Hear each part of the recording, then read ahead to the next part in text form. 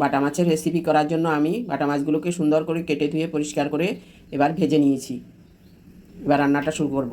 তেল গরম হয়ে গেছে, এখন দিয়ে দেবো পেঁয়াজটা, আদা বাটা, রসুন বাটা, আবার একটু নেড়ে দেবো, পেঁয়াজ বাটা, জিরে পাউডার, ধনে পাউডার, লাল লঙ্কা গুঁড়ো, হলুদ গুঁড়ো, রঙের জন্য দিয়ে দিচ্ছি কাশ্মীরি রেড চিলি পাউডার। জল দিয়ে নেড়ে দিচ্ছি। এবার আস্তে করে মাছগুলো বসিয়ে দিচ্ছি।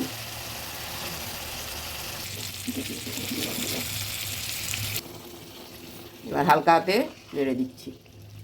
উপর থেকে ধনেপাতা ছিটিয়ে দিচ্ছি আর দিয়ে দিচ্ছি কয়েকটা চেরা কাঁচা লঙ্কা। হয়ে গেল মাখো মাখো বাটা মাছ।